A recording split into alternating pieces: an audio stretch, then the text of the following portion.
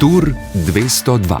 Lepo pozdravljeni, Tadej Pogačar je nadzoroval dirko v zadnji pirenejski etapi, dvakrat je zlahka odgovoril na napad Jonasa Vingegaarda, še naprej ostaja v odličnem položaju na vrhu skupnega seštevka. Primož Roglič je pridobil eno mesto, skupno je zdaj 6. zmaga, njegova krstna, v prvem turu zanj pa za Tijmana Arensmana. Naš gost danes je dvakratni državni prvak, zdaj pa športni direktor Pogitim Gusto Ljubljana, to je Luka Pibernik. Živo, Luka. Živa. Na jugu Francije pa je Igor Tominec. Hej, Igor. Živijo, lepo zdrav. Moje ime je Luka Petrič. Kolesarski podcast Vala 202. Zmaga torej za Tijmana Arensmana in kot smo že nekajkrat videli na tem turu, mu je uspel izjemen pobeg. Glavninju je všel v močni skupini že na začetku etape na prvem vzponu na poti proti Tourmaleju, potem pa ugnal vse ostale ubežnike do cilja in zdržal na čelu pred najboljšimi za svoj največji uspeh v karieri. Kako ste videli njegovo zmago, Luka? Kompletna ekipa Ineosa je dokazala, da pač niso odpisane oziroma pokazali, da so zmeri na dirki in super etapa in Timen je pokazal, da ni od muh in pokazal, da se da, če je volja in sem vesel, da ubežnikom tudi daj uspe. Res je, super zmaga zanj in kot je rekel Luka, Igor, super zmaga tudi za Ineos, ne? Ja, doslej so bili bolj ali manj nevidni ali pa zelo slabo vidni na letošnji dirki, zdaj pa so opozorili nase s tem in izkoristili tudi eno dejstvo, da je danes Tadej Pogačar vozil nekako bolj v varčevalnem načinu, danes res ni hotel razmetavati z energijo. Če bi dal nekako komando on ali pa športni direktor Andrej Hauptmann svoji ekipi Emiratov, da se vsi ubežniki polovijo v današnji etapi, potem mislim, da bi lahko Tadej zaključil pirenejski trojček s hat-trikom, ampak to ni bil osnovni cilj današnje etape, pač pa je bil cilj, da se privarčuje še kakšen atom energije, ker je še vedno tur vendarle kar precej dolg. In uspelo je privarčevati energijo, pa še obenem pridobiti nekaj sekund proti Jonasu, tako da so na koncu vsi veseli pri Ineosu, pri Emiratih, razen seveda pri Vismi, kjer pa Jonasovi napadi spet niso obrodili kakšnih sadov. Ja, tokrat ne, Nizozemec pa je bil zelo srečen v cilju. Tijman Arensman ni mogel verjeti, da mu je uspelo na krstnem turu dobiti etapo, sploh potem, ko je zbolel po Giru, pa je imel kljub temu dobre priprave, je rekel, po razgibanem začetku tura je moral biti potrpežljiv, potem pa skoraj izkoristil že svojo prvo priložnost v gorah, drugi je bil v ponedeljek v centralnem masivu, zelo zadovoljen že s tem, danes pa sploh, torej svojo prvo etapno zmago.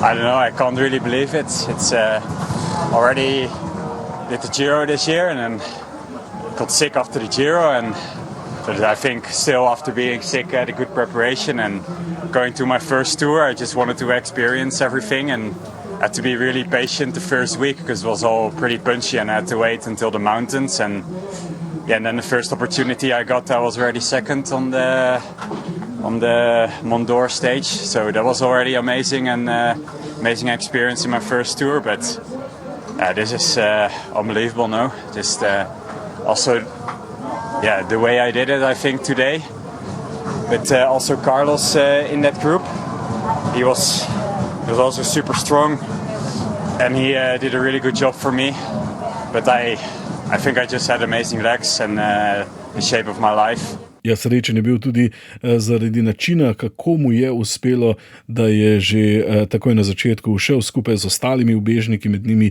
je izpostavil Carlosa Rodrigueza, pravi, da je imel dobre noge in da je v življenjski formi. Na prvih dveh mestih Arensman in Pogačar nismo tega prvič doživeli v svetovnem kolesarstvu, namreč oba sta bila že na prvih dveh mestih na Tour de l'Avenir. pred, mislim, da 7 leti. Kar zanimiv je bil spisek potem tekmovalcev za njima. Tedaj je seveda Tadej Pogačar zmagal, dobil Tour de l'Avenir. Gino Meder je bil na 3. mestu, na 4. Aleksandar Vlasov, zdaj ekipni kolega Primoža Rogliča, na 7. Joao Almeida, zdaj ekipni kolega Tadeja Pogačarja. Tobias Foss je bil 9., še en kolesar, ki je letos na Touru, nekdanji ekipni kolega Primoža Rogliča pri Vismi in potem tudi zmagovalec Avenirja leto pozneje, pa na 14. mestu Felix Gal. Je pa, Igor, sta se karieri Pogačarja in Arendsmana odtlej malce razlikovali, ampak še vedno pa je naredil lepe korake proti vrhu kolesarstva, Nizozemec v zadnjih letih. Ja, če dobiš etapo na Touru, si gotovo kolesar svetovnega formata. Pogačarjeva kariera je seveda šla skokovito navzgor, brez kakršnega koli zatika.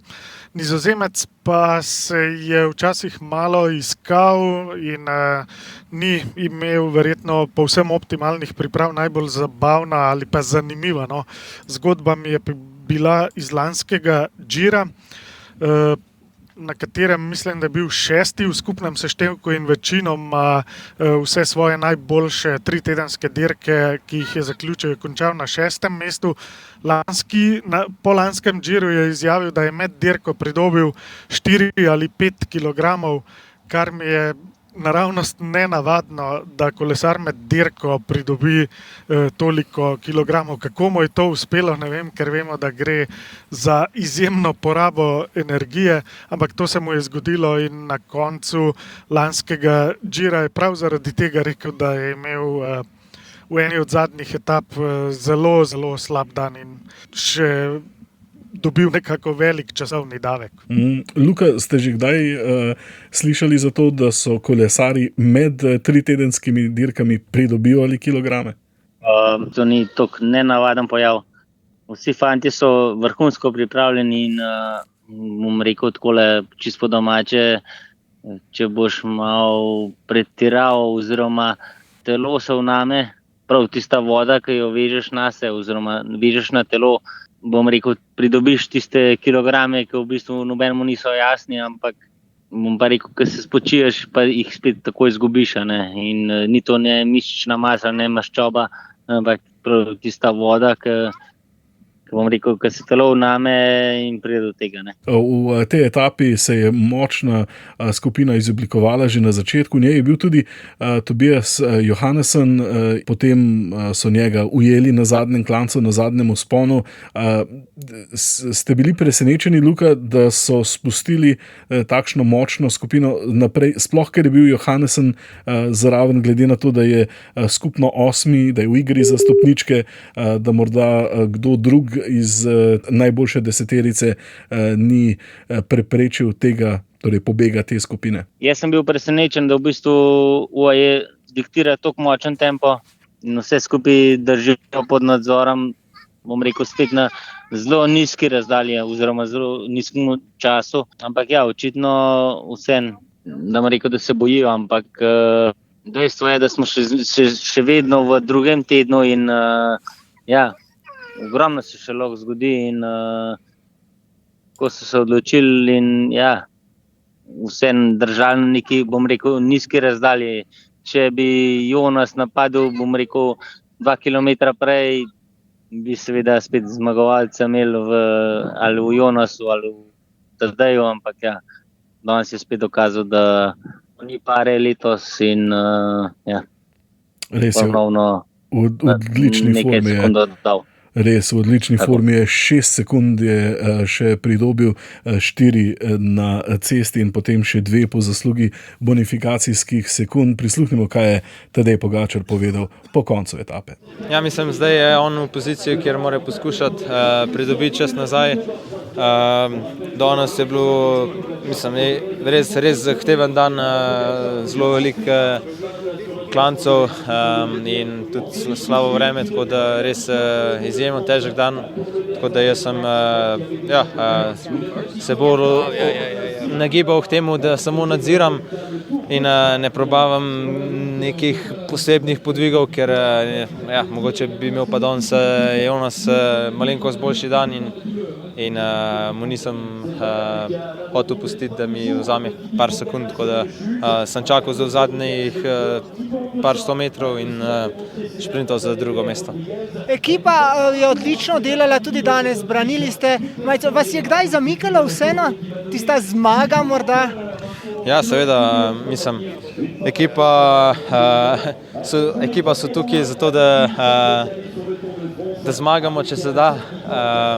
Res so izjemno delali danes, izjemno vozili, ampak Arensman je bil enostavno boljši danes in res kapo dol, kakšno predstavo je naredil in tako da si je res zaslužil danes to zmago. Luka, nekaj ste že povedali o taktiki ekipe UAE, ki je bila znova na začetku zadnjega vzpona v odličnem položaju, tedaj je bil obkrožen s svojimi pomočniki, medtem ko pa Visma je pa poslala naprej Jejca in tudi Kusa. Nekateri so razmišljali, da je morda že Visma razmišljala o tem, da bi šla na etapno zmago, da je morda že opustila skupno razvrstitev, torej da ne bo šla na vse ali nič na napad na skupno zmago. Kaj pa vi, se strinjate s tem ali kako drugače razmišljate? Mislim, zmaga na turu ali pa biti drugi, ogromna razlika. Bom rekel tudi za sponzorje in vse ostalo, kar se tiče tega, in jaz mislim, da oni obupali bojo zadnji dan mogoče, ne. Tako da jaz mislim in pričakujem borbo do zadnje etape. Nemogoče, da bi oni kar vrgli puško v koruzo in obupali, ne. Upam, verjamem, da je zdaj itak močnejši, ampak verjetno tudi oni razmišljajo oziroma imajo svoje plane in sem prepričan, da bojo pripravili še marsikaj, da bo dirka zanimiva, borba je naprej. Danec je bil tako kot včeraj zelo zadovoljen s svojo formo v eni najtežjih gorskih preizkušenj, ki jih je doslej opravil v svoji karieri. Bil je srečen, da je imel toliko moči na koncu etape. Prisluhnimo Jonasu Vingegaardu. A bit like yesterday, I can be really happy with how my legs were feeling today. In general, today was probably one of the hardest mountain stages I've ever done. It was a hard day, I think, for everyone. So to do that performance in the end of such a day is obviously nice. I actually expected today to go on the last climb because in the second last climb they sped up like they wanted to go for the stage, and I thought then in the last climb he would try. And then when I realized that probably he will not try, then I just decided to do it myself. Ja, Jonas Vingegaard je pričakoval, da bo Tadej napadal v zadnjem klancu, na zadnjem klancu, sploh potem, ko je UAE narekoval ritem na začetku vzpona, ko je videl, da ne bo napadal, pa je sam poskusil dvakrat, a je, kot smo že povedali, torej Tadej zlahka ubranil njegove napade. Igor, tvoj pogled na dirkanje Jonasa Vingegaarda, potem ko sam priznal tudi na Avtakam ni bil najbolj zadovoljen s svojo formo, ampak v kronometru in danes pa pokazal, da je suvereno drugi najboljši kolesar na letošnjem turu, ne? Vsi ti, ki so v karavani, imajo res malo, da je spredaj tako zunaj serijski in vesoljski Pogačar, ki je v življenjski formi in je eden največjih talentov, če ne največji talent rojen doslej v kolesarstvu, in potem, ko Jonas zagotovo na pripravah dobi nekako občutek, da ima najboljše številke v karieri in ko tudi posamezno etapo odpelje tako, da so to zares vrhunske številke, pa ne uspe nič pridobiti, pa potem še nekaj sekund izgubi, to je za njih res slabo za tekmovalno moralo. Mislim, da je enaka situacija tudi recimo pri Rogliču, ki zagotovo prihaja na tur z občutkom, da je veliko naredil in da ima odlične številke, pa potem na koncu ga pač ta mlajša generacija premaga na teh zahtevnih gorskih etapah. Je kar slabo za moralo, ampak moraš pa nekako ostati trmast in še naprej poskušati, in to bodo v Vingegorjevi ekipi zagotovo še poskušali do konca tura, ker to je njihov recept, ki jim je edini deloval v preteklosti, in tur je dolg in pač marsikaj se lahko zgodi in vedno moraš biti pripravljen, ne vem, da mogoče dočakaš tisti sanjski dan, ko se pa stvar mogoče kaj zatakne pri konkurenci in poskušaš. Pač Jonas bolje kot to ne more dirkati, tako da ne moremo nič reči, da so, ne vem, naredili kakšne hude taktične napake, vsaj on jih ni, mogoče so jih naredili pri Jorgensonu, pri Kusu, ampak do konca pa bo pač treba odpeljati ta tur, čeprav ima že prvi Pogačarjev zasledovalec Jonas Vingegaard krepke 4 minute zaostanka.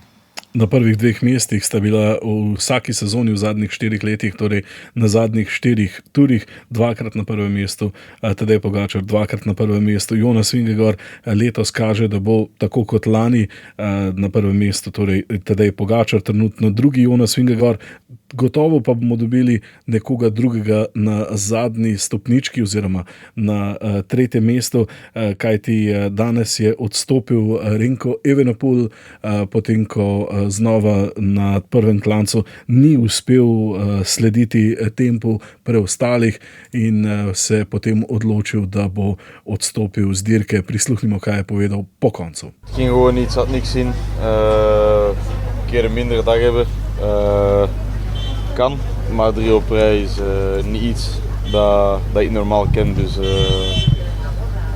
ja, het was de beste optie om te doen, omdat het was eigenlijk klaar als hij mij zei om te stoppen. Dus voilà. Ja, Renko Evenepoel je rekel, da preprosto ni bilo mogoče, nič ni ostalo v njem, en slab dan se lahko zgodi, 3 zapored pa niso nekaj, kar običajno doživiš, na koncu preprosto ni bilo več smisla nadaljevati, je rekel, nima pojma, zakaj se je to zgodilo, moral bo raziskati in preveriti, vsi vedo, da je imel slabo zimo, ampak ponovno bodo vse pregledali, morda se nekaj dogaja v njegovem telesu, je rekel, trenutno pa ne more reči kaj konkretnega o tem in o tem, zakaj je odstopil. Luka, vaš pogled na Renka Evenepoela, potem ko je bil na začetku tura v solidni formi, v zadnjih dneh v gorah pa smo ga nekajkrat videli, kako ni mogel slediti najboljšim. Na Otakami je imel na koncu v bistvu, ker se je držal svojega tempa, še zelo dobro preizkušnjo, v vožnji na čas v svoji najboljši disciplini, če tudi je šlo na okreber, pa ni bil več konkurenčen, prehitel ga je na koncu Jonas Vingegaard, danes pa torej odstop. Ja, jaz mislim, da lih to je bila tista pika na i v njegovi disciplini in da te Jonas ujame, rekel, kaj štarto 2 minute za tabo, kilometer pred ciljem, mentalno zelo težko prenesti, sploh za kolesarje, kot je on. In jaz mislim, da takrat rekel dovolj, oziroma ni v redu, nisem konkurenčen, na konci tista glava, ki ti reče, da če ne gre tako čisto po domače, pač dovolj je bilo, ponižan je bil, ponižan bom rekel, zelo težko, no. Dirka je zelo težka in bom rekel, sploh to mentalna igra je tukaj po mojem odigrala ogromno vlogo in ga razumem, no. S tem se je nekako odprl boj za 3. mesto, trenutno je tam Florian Lipovic, ki ima približno 1,5 minute prednosti pred Oskarjem Onlijem, potem še dodatno minuto zadaj je Kevin Voglen in potem Primož Roglič 13 sekund za 5. Kevinom Voglenom, torej na 6. mestu. Kako optimistični ste zanj? Danes je etapa končal na 8. mestu, cilj prišel skupaj z Benom Hiljem. Ja, jaz mislim, da forma mu raste in dober pokazatelj je bil, no, sploh včerajšnji kronometer in tudi danes, da je bliz, bom rekel, v klenu, pa vse skupaj pada, glede na predhodne etape in bo še zanimivo. Primož Roglič je bil zadovoljen torej z svojim finišem v Pirenejih, bolj kot pa začetkom na Otakamu. Prisluhnimo, kaj je povedal po koncu etape. Težko, ne? Ampak Bom pozitiven, malo boljši kot Rota, dajmo tako reči. Malo premalo, da bi sledil, ne. Drugače pa malo boljši in moram biti zadovoljen, dal sem vse in to je to. Tako sem rekel. Ne toliko dobre kot prvi, ampak dajmo reči, bodimo pozitivni, pa veliki hribi itak še prihajajo. Florijan Lipovic, njegov klubski oziroma ekipni kolega, je trenutno na 3. mestu. Takole je Lipovic razmišljal o tem, da ima Red Bull Bora Hansgrohe zdaj 2 kolesarja v najboljši šesterici. Pravi, da je to zelo dobro, da Primož ni izgubil preveč časa v skupnem seštevku, zdaj pa se morajo v ekipi dogovoriti, kakšen bo načrt v prihodnjih dneh. Yeah, I mean, it's super good, and I think he is also still quite good in the GC. He didn't lose too much time, and yeah, we have to discuss now in the team how the plan is for the next days, and yeah, but I think we are really good, and we will fight together. I never believed that I can be up there when I came to the tour. I mean, it's my second Grand Tour, and yeah, I'm cycling since 5.5 years, so if someone would tell me this 5 years ago, I wouldn't believe it, so yeah, for sure a big dream comes true. Lipovic ni verjel, da bo tako konkurenčen v skupnem seštevku šele drugič na 3-tedenski dirki, sanje pa so se mu izpolnile, pravi. Pri Red Bullu zbirajo kolesarje, ki so se pozno vključili v kolesarstvo, športno pot Primoža Rogliča seveda dobro poznamo. Precej glasne so tudi govorice o tem, da se bo ekipi v naslednji sezoni pridružil Remco Evenepoel, ki je bil odličen nogometaš kot najstnik, veljal je za enega najboljših mladih belgijskih nogometašev, bil tudi kapetan belgijske reprezentance do 15. leta, preden se je popolnoma posvetil kolesarstvu. Slišali pa smo zdaj torej Florijana Lipovica, ki je rekel, da se zgolj 5 let in pol ukvarja s kolesarstvom. Prej je bil namreč biatlonec, preden je leta 2020 poklical Ralfa Denka in rekel, da želi postati poklicni kolesar. Zanimiva karierna pot, športna pot, Igor, za tega mladega Nemca. Ja, največ ki jih je v kolesarstvu, se jih na začetku kariere ukvarja z nogometom, ampak začnejo seveda s kolesarskimi treningi že veliko bolj zgodaj kot Roglič ali Lipovic.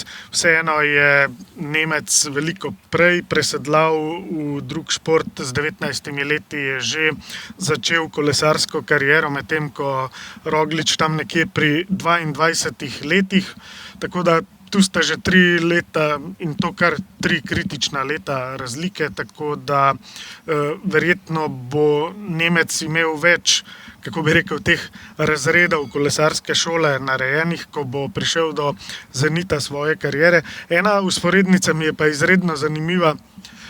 Roglič je začel goniti kolo, ko je imel poškodovano koleno zaradi smučarskih skokov in potem, te kolesari, šampioni takega tipa potem ne gonijo tega sobnega oziroma kolesa na trenažerju na tak način kot navadni smrtniki, ampak začnejo na tistem, ker podirati že prve rekorde in potem jih potegne. Lipovic je pa enako, imel je poškodbo v biatlonu, se moral lotiti te rehabilitacije na sobnem kolesu, in vse ostalo je pa zdaj že zgodovina, tako da oba je na enak način potegnilo tekmovalno v kolesarstvo.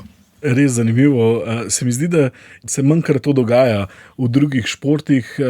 Luka, vaš pogled na to, da mnogi prihajajo v kolesarstvo in so lahko zelo uspešni v kolesarstvu, pa začnejo svojo športno pot v drugem športu, v drugih športnih vodah? Bom rekel, zgodba od Florijana. Se pravi, on je bil v ekipi Tirol, v bistvu dirka na istem nivoju, kjer sem jaz športni direktor, tam pa dela oziroma je delal Gregor Gazoda, je zdaj v bistvu od pomladku od Bore oziroma Red Bulla. Gregor mi je razlagal njegovo zgodbo. Imel je, rekel, družinske težave, imel zelo slabo sezono, ampak je on vztrajal, da fant je pač perspektiven, in da ima motor, da je zraven. Kljub tisti slabi sezoni je uspel prepričati šefe ekipe, so ga vzeli, že lansko leto dokazal, da je zelo dober, letos pa bom rekel, pripeljal bombo že na Dauphiné, zdaj pa na Touru pa neverjetno. No. Tako da, bom rekel, tudi Slovenci bil zraven spet in pomagal to zgodbo razviti in sem zelo vesel, da je uspel. Tudi lepo slišati. Sicer pa Florian Lipovic na tistem prvem sestanku, ko se je dobil z Ralfom Denkom, torej z šefom ekipe Red Bull Bora Hansgrohe, je prišel v polni kolesarski opremi, pa ga je Denko vprašal, odkot si pa prišel, pa je rekel, neposredno iz šole, šola pa je bila oddaljena 100 km zraven in je Denk rekel, da je že takrat naredil zelo dober vtis na Florian Lipovic, se razvijal fantastičnega kolesarja. Še nekaj besed o Oskarju Onliju, ki je morda ob Lipovicu najprijetnejše presenečenje uvodnih 2 tednov. Bil je 3. na dirki po Švici. Ni jih bilo veliko, ki so 22-letnika pričakovali na 4. mestu po 2/3 dirke. Škot z stopničkami, torej za 3. Lipovicem, zaostaja slabo minuto in pol. Danes pa je bil zadovoljen, da je pridobil nekaj časa v primerjavi s tekmeci, ki so za njim v skupni razvrstitvi. It's nice. Obviously gain a bit of time on Roglic, which helps, but still a long way to go and a lot can change next week. Are you surprising yourself? Yeah, I wasn't really coming here with any GC ambitions, and today was probably the biggest test of my long climbing ability. Veliko kilometrov je še ostalo do konca, pravi Only. Naslednji teden prihajajo nove zahtevne etape. Rekel je, da je presenečen nad rezultatom, saj ni razmišljal o skupni razvrstitvi pred dirko. Danes pa je prestal svoj največji test, kar zadeva dolgih zahtevnih vzponov. Ste presenečeni, da je na 4. mestu, tako kot mnogi, Luka, torej Oskar Only, 4. po 2/3 Toura? Jaz se njega spominjam že iz dirke po Hrvaški 2-3 leta nazaj. Kazal je izjemne predstave. Mi je bilo zanimivo, da ni nikoli naredil tistega preskoka, da bi tudi na World Tour dirkah bil res zraven. Ampak očitno je zdaj dokazal, da je z pravega testa in dokazuje še naprej. No. Res presenečen, oziroma da se je fant končno najdel, oziroma je pokazal tam, kamor spada, in super. Res super dirka za Škota. Igor, tvoj pogled na njegovo dirkanje na letošnjem Touru? Prav na isti dirki, kot jo je zdaj Luka omenil, sem ga prvič zasledil na dirki po Hrvaški. Takrat me je kar malo presenetilo, da je Jonas Vingegaard, zmagovalec Toura, takrat šel nekako za zadnjo ali pa eno zadnjih dirk v sezoni oddirkati na Hrvaško. Takrat mislim, da se mu je Matej Mohorič odlično s časovnimi bonifikacijami v glavnem postavil po robu. Oskar Only je pa tudi opozoril nase na tisti dirki. Potem pa še nekaj dobrih predstav, ampak ni imel nekega meteorskega vzpona, je pa na nekaterih, predvsem pripravljalnih dirkah, dosegel vrhunske rezultate. Zdaj pa kaže, da je že zrel tudi za odličen rezultat na Touru in je še mlajši, ker šteje pa komaj 22 let v tem trenutku, se pravi, še mlajši je od Remka, še 2 leti mlajši je od Lipovica, tako da zagotovo, če ne drugega, zelo v kratkem bela majica na Touru. Torej za Oskarja Onlyja gremo k vprašanjem poslušalcev. Luka, med letošnjim Tourom lahko poslušalci nam pošiljajo vprašanja, tudi svoje ideje, komentarje, mnenja, torej po elektronski pošti meni ali Igorju, jih lahko pošiljate na ime.priimek@rtvslo.si. Nekaj vprašanj tudi kot nalašč za vas, in sicer Matjaž sprašuje, Kako so se moštvene taktike in razvoj dirk v zadnjih letih, odkar so bili uvedeni radi, spremenili? Koliko se v potek sproti vpletajo športni direktorji in koliko se ekipe še vedno držijo vnaprej dogovorjenih načrtov? Ja, bom rekel, jaz delujem v 3. ligi, je stvar malo bolj zapletena, zato ker pač nimamo radijskih povezav. Bi bilo pa boljš za mlade kolesarje za naučiti, da imaš radijsko povezavo in jih nekaj novega naučiš in direktno takrat poveš, kaj je narobe naredil oziroma kaj bi bilo pametno narediti po etapi. Telo tega ne zazna oziroma ne procesira, zato ker možgani ne delajo tako, kot mogli. Konec koncev je pa pač instinkt tist, ki ga ima vsak v sebi oziroma on, ki ima več talenta, ve, kdaj napasti oziroma čuti, recimo danes bi vas mogel napadati že veliko prej, ampak očitno ni imel, ne. Vse radijske povezave, vsi napotki ti na koncu ne pomagajo, če ti nimaš moči oziroma nimaš predstave več od ostalega oziroma od konkurenta, je praktično nemogoče narediti neko razliko. Dušan sprašuje, kako izgledajo časi regeneracije po koncu etape in na začetku naslednjega dne, kaj kolesarji počnejo po prihodu v hotel, kaj jih tam čaka, kako se naslednje jutro potem pripravljajo na etapo, sestanki z ostalimi zadevami.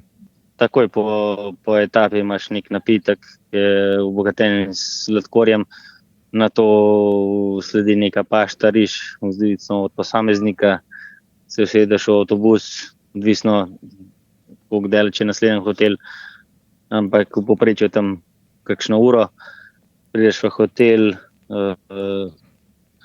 se namestiš, pregledaš svojo sobo, čakaš masažo, opraviš masažo, večerja je ponavadi tam okrog 10, 9, 10, odvisno od transferja. Poješ večerjo in se odpraviš spat 8, 9, čisto odvisno, bom rekel 9, 10, 11, približen, pač odvisno spet od transferja, na avtobus do štarta. Do štarta imaš, ko prispeš tja, imaš približno, bom rekel, urco pa pol, 2, podpiš štartne liste in spet na novo. Gre krog naprej in se znova vse skupaj zavrti. Igor, Dušan sprašuje, kako pa je za poročevalce, kakšen je delovnik poročevalcev preko valov. Pravi, da je super slišati, ko nekdo potuje s karavano, se javlja, preživi 3 tedne v Franciji, verjame, da je veliko trdega dela vmes. Kako pa poročevalci preživite tipičen dan in kako se regenerirate? Mislim, da nimamo napitkov obogatenih s sladkorjem, drugače pa bom rekel, da na turu je največ ur preživetih v avtomobilu. Mislim, da na dan več ur preživim v avtomobilu kot na komentatorskem mestu. Mi vstajamo nekje okrog 8 zjutraj in potem do prve pekarne ali kavarne, da se popije kava, da se nekaj poje in ponavadi približno ob 9, pol 10 se zapodimo na start naslednje etape, kjer je precej sproščeno vzdušje in to bistveno bolj sproščeno kot potem na cilju, kjer seveda pridejo kolesarji v cilj vsi izmučeni in niso niti pripravljeni na neke dolge intervjuje, športni direktorji nimajo časa na cilju, tako da na startu je za nas zelo dragocen čas, ker ravno v tej uri in pol, 2, kolikor je Luka omenil, da ga imajo pred startom etape na voljo, se da kaj pogovoriti s kakšnim mehanikom, maserjem, športnim direktorjem, nabrati neke zanimive informacije. S samimi kolesarji seveda za vnaprej predviden protokol in snemanje intervjujev samo v za to točno določenih prostorih in to so izredno kratki intervjuji, da se ne zmoti koncentracija kolesarja. In potem, ko je ta startna procedura končana, smo spet v avtomobilu na poti na cilj etape. To so težki transferji v tem smislu, ker posamično etapo Tour de France si ogledal od 300 do 500 tisoč ljudi. To so ceste zabite vse povsod in ko si prižgeš to navigacijo, so sama oranžna in rdeča območja in prebijanje. Potem sicer na srečo imamo te akreditirane avtomobile, nalepke na avtomobilih, kar nekoliko olajša, ampak tudi akreditiranih avtomobilov in novinarjev in vsega je ogromno. Nekako se potem prebiješ pogosto dobršen del etape, če le signal dobro lovi, pogledam na telefonu v našem avtomobilu. Sklepni 2 uri etape nekako približno ujamem in vidim in se javljam z komentatorskega mesta. Potem se pa spet začne lov za intervjuji. Na srečo smo 3 z radija, tako da lahko gre eden do moštvenega avtobusa Emiratov, eden recimo do Red Bull Bora Hansgrohe. Sam grem največkrat v mešano cono, kamor pridejo tisti, ki so na zmagovalnem odru, in zaradi rumene majice je Tadej Pogačar potem v tem območju vsak dan. Ko je ta material, intervjuji, ki si jih tudi ti zdaj zavrtel v podcastu, ko je to posneto, se potem še delajo večerne in dopoldanske, za naslednji dan informativne oddaje, pa še tale večerni podcast. In ko bo tole končano, imamo še 1:40 vožnje do našega stanovanja, tako da mi lahko verjamete, da smo pa res cel dan v avtomobilu. Res, veliko je vožnje in veliko je tudi dela, ne samo vožnje, tako da hvala za vse, kar delate. Imam pa raje delo, raje spremljam, se javljam, snemam podcaste, to vse imam veliko raje, kot pa tiste z oranžno in rdečo pobarvane sektorje v avtomobilu. Si predstavljam, ja. Luka, še eno vprašanje pa, in sicer Maja. Maj sprašuje rekreativni kolesarje in se sooča kar s pogostimi investicijami v potrošno opremo na kolesu. Zato se mu vedno poraja vprašanje, na koliko časa profesionalni kolesari na večetapnih dirkah zamenjajo ključne obrabne komponente, verige, plašče, zavore, a vozijo v istih dresih 3 tedne. Kako je s tem na največjih dirkah? Ja, bom rekel, jaz sem zmeraj uporabljal 2 kompleta dresov, se pravi, enega da sušit, enega imaš pripravljenega za dirko. Ampak ja, vemo, ogromno je nekih padcev, ga po potrebi zamenjaš, če ga potrebuješ. Kar se pa tiče kolesa, ti tako vsakodnevno na vezi z mehanikom in poveš, kaj je delal oziroma kaj ni bilo v redu, in mehanik pregleda, prever in po potrebi zamenja. Koliko pa recimo se zamenja denimo veriga ali pa zavor ponavadi ali pa samih koles med dirko? Neka veriga mora zdržati cel Grand Tour. Ponavadi je itak kolo, bom rekel, obnovljen oziroma pripravljen na tako dirko. Ampak ja, kot sem že prej rekel, med dirko se naredi ogromno nekih, bom rekel, padcev oziroma teh neljubih zapletov. In če pride do poškodbe, se pač tisti del zamenja, uredi in spet pripravljena na naslednji dan. Poslušalci, ki pošiljajo vprašanja in mnenja in komentarje, enemu na dan tudi podelimo majico Tura 202 in bi vas prosil, da nam poveste, katero vprašanje vam je bilo najbolj všeč, torej o regeneraciji po etapah, o tem, kako je glede radijskih povezav in še glede obrabe komponent, katero vprašanje vam je bilo najbolj všeč. Bom rekel to zadnje v uporabi komponent. Torej, v obrabi komponent. Maj ga je zastavil, Maj, čestitke. Majica Tura 202 je vaša. Gremo k reportaži. Igor, tokrat si jo ti pripravil, in sicer o gorskih etapah in kategorizacijah vzponov. Kolesarji se torej poslavljajo od Pirenejev. Ravno danes so bili na najbolj znamenitih prelazih na Tourmaleju, na Spenu, na Peresirdu. Te vzponi so del tura že več kot 100 let in takrat na začetku prejšnjega stoletja tam še ni bilo cest, kolesarji so vzpone takrat premagovali po pastirskih stezah peš ob kolesu. Vseeno pa so se že takrat začele oblikovati legende o najboljših hribolazcih francoske pentle. Samo prva 2 tura sta potekala bolj ali manj po ravnem, potem pa so organizatorji ugotovili, da se v gorah razvijajo veliko bolj epski boji. Igor se je torej posvetil pomenu gorskih etap in kategorizaciji vzponov na dirki po Franciji. Ustanovitelj dirke po Franciji Henri de Grange je bil poln idej, kako to dirko uporabiti za prikaz nadčloveških moči, kako iz kolesarjev narediti legende. Če je bilo sprva dovolj, da so po ravnem prevozili vso Francijo, so se kmalu porodile ideje, kako vse skupaj narediti še težje.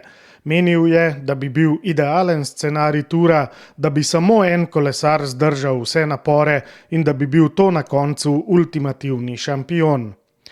Predlagali so mu Pireneje, vendar ni veliko vedel o njih in tamkajšnjih poteh. Bal se je, da bo preizkus pretežek in da ne bo nihče prišel v cilj. Poleg tega ga je skrbelo, da ne bi koga od kolesarjev požrli medvedi. Zato je v Pireneje leta 1910 v izvidnico poslal svojega novinarskega kolega, ki je najbolj navijal za to, da se visoke prelaze vključi v dirko. Cest ni bilo, pač pa le peš poti za pastirje in drobnico. Omenjeni poročevalec je kmalu ugotovil, da Pirenejev ne bo mogel prečkati z avtom, zato je znameniti prelaz Tourmalet prehodil, ko je bilo na njem še obilo snega. Če je verjeti temu, kar so takrat pisali v časopisih, so ga naslednji dan našli skoraj zmrznjenega ob potoku in mu komaj rešili življenje. Vseeno pa naj bi potem v Pariz poslal telegram, da so Pireneji nared za prvo gorsko etapo v zgodovini. Francoski novinar Armel Lebescon, ki je v svojih člankih veliko pisal o zgodovini tura, takole opisuje pomen gorskih etap. Alors effectivement, le ballon d'Alsace avait été une des premières ascensions en 1905 sur le Tour de France. Et en fait, Henri Desgranges, qui est l'inventeur du Tour de France, a toujours dit « La montagne est le sel du Tour de France ». Vzpeti na balonu v Alzaciji je bil eden prvih vzponov na dirki po Franciji leta 1905. V bistvu pa je Henri Desgranges, ustanovitelj tura, vedno govoril, da so gore glavna začimba te dirke. To je tisto, kar naredi nekaj zanimivega v naši zgodbi. Če so etape vedno ravne, to ni pravi preizkus moči in nima enakega pomena. Tudi če imajo sprinteri na dirki svoj delež pogače, so gore vedno bile jedro dirke po Franciji. In tako ima Henri Desgranges svoj spomenik na vrhu Galibijeja v Alpah, ki ga Tour de France redno obiskuje. In Jacques Godet, ki je nasledil Henrija Desgrangesa in je 51 let vodil Tour, ima svoje obeležje na vrhu prelaza Tourmalet. Francija ni mogla mimo svojih gora. To je bilo očitno, tako da so leta 1910 prišli v program Pireneji, zahvaljujoč enemu človeku, ki ga je poslal Desgranges. Imenoval se je Alphonse Stenès. Ta mu je poročal: Gospod Desgranges, prečkali bomo v Pireneje in naredili bomo nekaj izjemnega.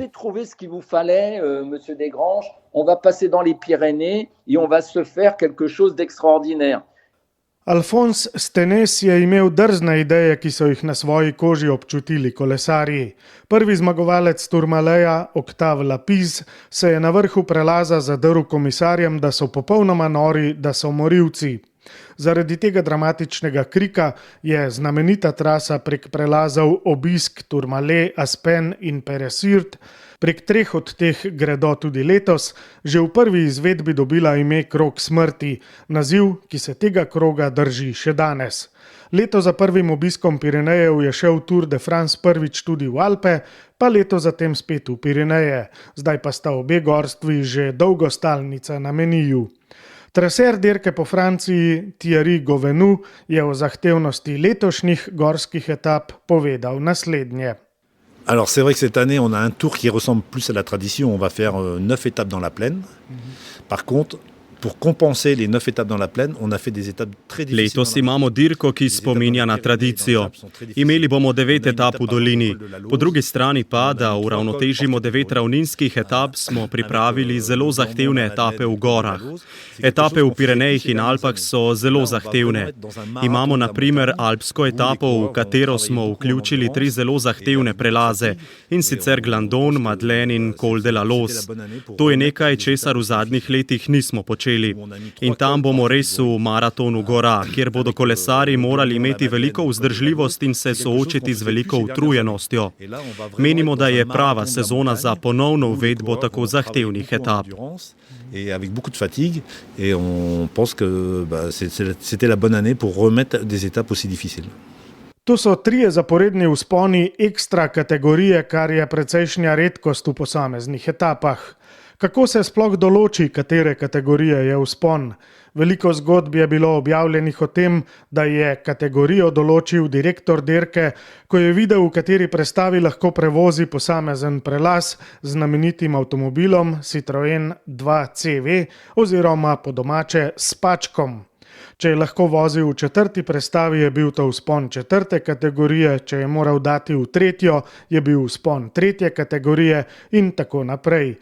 Thierry Gouvenou se ob omembi te teorije nasmehne, saj jo je slišal že neštetokrat. Ouais, je pense que c'est une histoire oui, assez drôle, mais je pense que c'est plutôt une histoire de journaliste. Mislim, da je to kar zabavna zgodba, ampak bolj kot zgodba o kategoriziranju vzponov je to zgodba o novinarjih, ki so malce preveč proslavili konec etape in preživeli malo preveč časa v baru. Un petit peu trop arrosé la fin d'étape et qu'on passait trop de temps au bar. Resnica, ki nam jo pove traser tura, je, da se kategorije klancev računa po posebni formuli, pri kateri množijo dolžino klanca s kvadratom povprečnega naklona. Ker so včasih te kategorije vzponov določali po občutku, je Gouvenou v bistvu najprej iskal formulo, ki se je ujemala s kategorijami vseh že uveljavljenih vzponov, da najbolj znanih ne bi bilo treba spreminjati. In našel je to formulo, po kateri prej omenjeni zmnožek za vzpone ekstra kategorije prinese številko večjo od 600.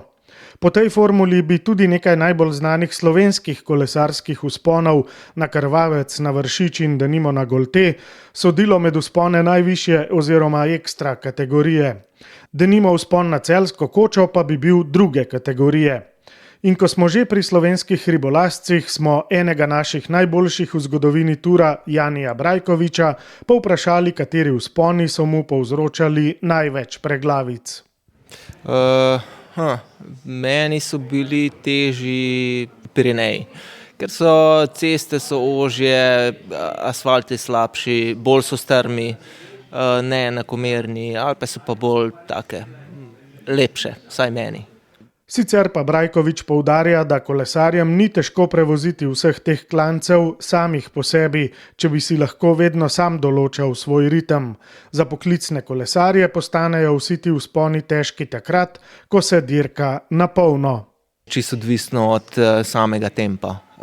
Zdaj nekateri kolesarji bolj trpijo na tistih dolgih klancih že zaradi tega, ker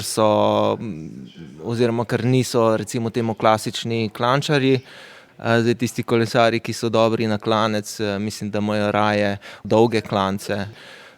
Kolesarji za generalno razvrstitev njim so bolj všeč krajši klanci, potrebujemo pa recimo temu večjo eksplozivnost, katere pa nimajo vsi kolesarji.